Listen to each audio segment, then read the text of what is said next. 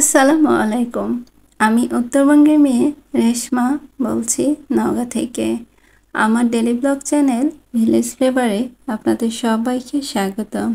কাছে এবং দূরে, দেশ এবং দেশের বাইরে যে যেখান থেকে আমার আজকের ভিডিওটি দেখছেন সবাইকে অসংখ্য ধন্যবাদ। আশা করি আল্লাহর অশেষ রহমতে সবাই ভালো আছেন। আমি আলহামদুলিল্লাহ ভালো আছি। তো আজকে সকালে একদমই ফাঁকিবাজি নাস্তা করে নিচ্ছি, কারণ আজকে মাছের বাজার করব। তো বড় বাজারে যাব। নর্মালি মেয়ের স্কুলের পাশে আমাদের যে বউ বাজার, সেখান থেকে টুকিটাকি বাজার করা হয়। তো ইলিশ মাছ কিনতে চাচ্ছি, যার কারণে বড় বাজার যাব। এখানেও আসে কিন্তু পরিমাণে কম আসে, আবার দেখা যায় দাম বেশি চাই। আর বড় বাজারে তো আসলে অনেক দোকান থাকে, সেই ক্ষেত্রে দেখে শুনে আর কি নেওয়া যায়, যাচাই বাছাই করে।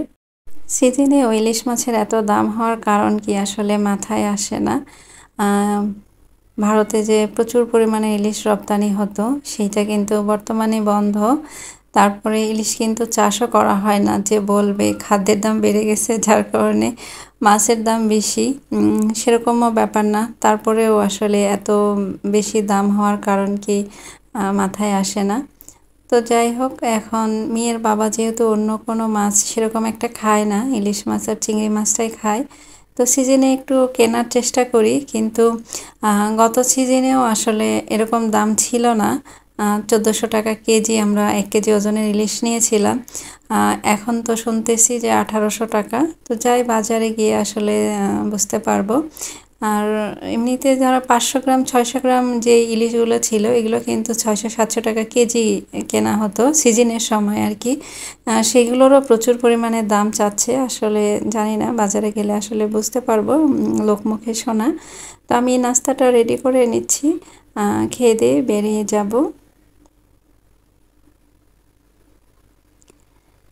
আমি নিজেরটা রেডি করছি, পাশে মেয়ের বাবাকেও আর কি রেডি করে দেব। আর মেয়েকে টিফিনে দিয়ে দিয়েছি, মেয়ে স্কুলে চলে গেছে। তো ওকে স্কুলে দিয়ে এসে কিন্তু আমি আমার নাস্তাটা রেডি করছিলাম। আর নাস্তা করে এই যে বাজারে চলে আসছি। তবে ইলিশের আমদানি কম বলতেছে, যে ইলিশ ধরা পড়তেছে কম, সাপ্লাই কম, যার কারণে দাম কমতেছে না। আর আরেকটা বিষয় যেটা দেখলাম, যে অনেক বড় বড় সাইজের ইলিশ আছে, যেটা আগে ভারতে চলে যেত, বাংলাদেশের মানুষ এত বড় বড় ইলিশ আসলে পেত না। তবে আসলে থেকেও লাভ নাই, বড় ইলিশ হলেও দাম অনেক বেশি, যার কারণে আসলে চাইলেও থাকলেও হাতের নাগালের বাইরে। তো আমরা যে বাজেট নিয়ে গেছিলাম, যে পরিমাণ কিনবো তার অর্ধেকটা কিনে নিয়ে আসতে হয়েছে আর কি, সেম বাজেটেই। কারণ আসলেই প্রচুর দাম, 1800 টাকা কেজি, 1700 টাকা এরকম বড়গুলো। তবে ইলিশের সাইজগুলো অনেক বড় বড় ছিল, আর ছোটোগুলোর দামও অনেক দাম। তো যাই হোক, পরে বড় একটু 2টা আর ছোট 3টা নিয়ে আসছি, আর চিংড়ি মাছ নিয়ে আসছি আধা কেজি। তো আসলে সামনের বছর যে আর কি হবে আল্লাহ ভালো জানে, দিন যাচ্ছে আর সব কিছুর দাম এত পরিমাণে বাড়ছে। যত যাই হোক, দ্রব্যমূল্যের কোনো বাজারের স্থিতিশীলতা আসছে না। কেন এটা হচ্ছে না আসলে জানি না। সবাই ফেসবুকে দেখাচ্ছে ইলিশের দাম কম, ভারতে রপ্তানি বন্ধ, ইলিশ দেশের মানুষ আগে খাবে। কিন্তু আসলে এত দাম হলে কিভাবে খাওয়া পসিবল হবে? এই চিংড়িগুলোও হচ্ছে 800 টাকা 900 টাকা কেজি, একটু বড় সাইজ যেগুলো 900 টাকা কেজি, আর একটু যেগুলো একটু সাইজে ছোট সেগুলো 800 টাকা কেজি। তো কোনো জিনিসেরই মনে হয় না যে দামটা কম, সব কিছুরই অনেক দাম। তো যাই হোক, তারপরেও যেখানে হয়তো মানুষ 10টা খেত সেখানে 2টা খাবে, এইভাবে আর কি মানুষ মধ্যবিত্ত যারা তারা ম্যানেজ করে চলতেছে, কিছুই করার নেই। তো আমি ইলিশ মাছ আর হচ্ছে চিংড়ি মাছটা ফ্রিজ আপ করে রাখবো। তো একটা ইলিশ মাছ কাটবো আর বাকিগুলো ফ্রিজে রাখবো। তারপরে মেয়েকে স্কুল থেকে নিতে যাব আর কি। আরও কিছু মাছ নিয়ে আসছি, তো সেগুলোও আর কি কেটে ফেলবো।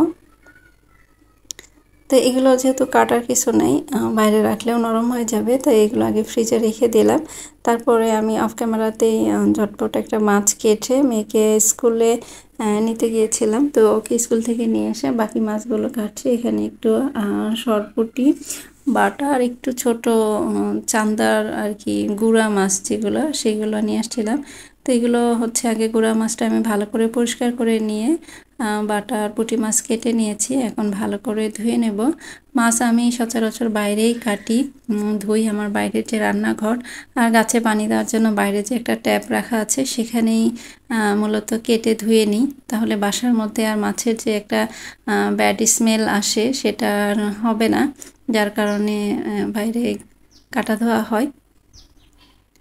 তো এখানে এই সময় প্রচুর পরিমাণ রোদ ছিল, তো মাছটা আমি আমার বাইরের যে রান্নাঘর সেখানেই কাটছি, কিন্তু ধোয়ার সময় তো এখানে আসতেই হবে। তো রোদের মধ্যে আসলে অনেক কষ্টই হয়ে যাচ্ছিল, তারপরেও তাড়াহুড়া করে ধুয়ে নিয়ে আসছি। তো এখানে এগুলো সব ফ্রিজে রেখে দিব, আর একটু গুঁড়া মাছ আজকে রান্না করব। আর এই যে আলহামদুলিল্লাহ আমার নয়নতারা গাছে কিন্তু অনেক হচ্ছে ফুল আসছে। আর অলকানন্দ এখন ফুলের সিজন প্রায় শেষের দিকে, একটা দুইটা করে ফুটছে। আর এই যে আমার এই কালো মরিচের কিন্তু বাম্পার ফলন, এত মরিচ আসছে মাশাআল্লাহ। আমি কিন্তু প্রায় 1 মাস বেশি হবে কাঁচা মরিচ কিনি না। তো এই মরিচ গাছের মরিচ খুব কম ওঠায়, তো এটা পাকানোর ইচ্ছা আছে। যখন মরিচগুলো একটু লাল লাল হয় তখন এই গাছের মরিচগুলো আমি উঠাই, তরকারিতে বা ভাজিতে দিলে দেখতে ভালো লাগে। আরেকটা যে মরিচ গাছ আছে ওইটার মরিচ খাচ্ছি। তো দুইটা গাছ থাকলে আসলে মরিচ কেনার কোনো প্রয়োজন নেই। আর এই গাছটা নাকি 2-3 বছর থাকবে, তো দেখা যাক আর কি। গাছটা মাশাআল্লাহ অনেক বড় হয়েছে আর অনেক মরিচ আসছে, তো 2-3 বছর যদি থাকে তাহলে তো খুবই ভালো। এমনি যে সবুজ মরিচগুলো হয় ওগুলো কিন্তু সিজনাল মরিচ, সিজন শেষে গাছ মরে যায়, তো এইটা নাকি থাকবে। আর এই যে এই গাছের মরিচটা আমি খাই প্রতিদিনই, যে কয়টা লাগে উঠিয়ে নেই। আর এরকম টাটকা মরিচ দিয়ে যদি তরকারি রান্না হয়, ভাজি করা হয়, মরিচটার এত ভালো ফ্লেভার আসে। আর ওইটা যদি ভাতের সাথে মেখে খাওয়া যায় খুবই ভালো লাগে, একদমই টাটকা ফ্রেশ মরিচ। তো যখন লাগে তখনই কিন্তু আমি উঠিয়ে নিয়ে আসি। তো এই যে ইলিশ মাছ আমি এখানে 5 পিস নিয়েছি, এগুলো ভেজে ভুনা করব। আর গুঁড়া মাছও একটু শুধু কাঁচামরিচ পেঁয়াজ দিয়ে মেখে একটু পোড়া পোড়া করব, পুরপুরি যেটাকে বলে। যেহেতু মাছ কাটতে ধরতে অনেকটাই সময় চলে গিয়েছে, তো এই দুটাই খুব সহজে হবে বলে আজকে এইগুলো রান্না করছি। সবজি দিয়ে রান্না করতে গেলে দেখা যাবে যে সবজি কুটতে বাছতে আরও বেশি সময় লাগবে। তো মাছের বাজার যেদিন থাকে সেদিন কিন্তু আসলে মাছ যদি বাসায় কাটতে হয় সেই ক্ষেত্রে কিন্তু একটু বেশি প্যারা যায়। আর আমি সচরাচর মাছ বাসাতেই কাটি, খুব কম মাছ হচ্ছে বড় বাজার থেকে নিয়ে আসলে, সেই ধরনের মাছ নিয়ে আসলে আর কি কাটা হয়, তাছাড়া কিন্তু বাসাতেই কাটা হয়। তো আমি হালকা হলুদ লবণ মেখে মাছটা ভেজে নেব একদমই হালকা করে। ইলিশ মাছ আজকে যেহেতু এটা একদমই ফ্রেশ টাটকা মাছ, তাই হালকা করে ভেজে রান্না করলেই ভালো লাগবে। কাঁচা মাছ রান্নাও কিন্তু ইলিশ মাছ খুবই ভালো লাগে, তো একটু হালকা ভেজে নিলাম আর কি। তো এখানে আমি পেঁয়াজ ভালো করে ভেজে নিয়ে মাছ যেভাবে আর কি ভুনা বলেন বা দো পেঁয়াজে বলেন সেভাবেই করে নিচ্ছি। এখানে রেসিপি শেয়ার করার কিছু নেই। তারপর আমার প্রিয় ভাইয়া আপুদেরকে সেই পুরনো রিকোয়েস্টটাই করছি, আমার ভিডিও এখন পর্যন্ত যারা দেখছেন একটি লাইক দিতে ভুলে গিয়েছেন, প্লিজ একটি লাইক দিয়ে পুরো ভিডিওটি কন্টিনিউ করবেন। যারা অলরেডি আমার চ্যানেলটি সাবস্ক্রাইব করে আমার ভিডিওতে লাইক কমেন্ট করে আমাকে সাপোর্ট করে যাচ্ছেন তাদেরকে অসংখ্য অসংখ্য ধন্যবাদ। আর যারা এখনও করেননি তাদের প্রতি আশা রাখছি আমার ভিডিওর কোথাও কোনো অংশ যদি ভালো লেগে যায় তাহলে আমার চ্যানেলটি সাবস্ক্রাইব করে আমার পাশেই থেকে যাবেন। তো এখানে আমি একটু স্পিড বাড়িয়ে দিয়েছি কারণ ভিডিওর লেন্থ একটু লম্বা হয়ে গিয়েছিল।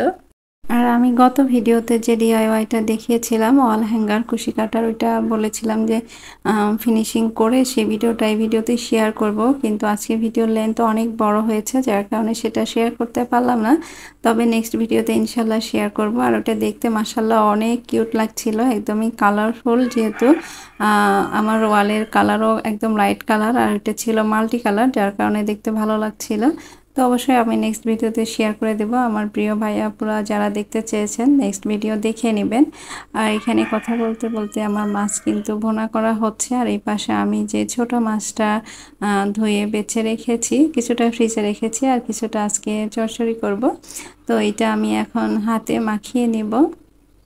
আর এখানে আমি কোনো গুঁড়া মরিচ ইউজ করব না, শুধু কাঁচা মরিচ ইউজ করব। আর এবারের আমি যে হলুদটা কিনেছি এটার কালার একদমই ভালো না, খুবই কালারটা খুবই বাজে আর কি। হলুদের আসলে তো কোনো টেস্ট নাই, জাস্ট কালারের জন্যই আমরা ইউজ করি।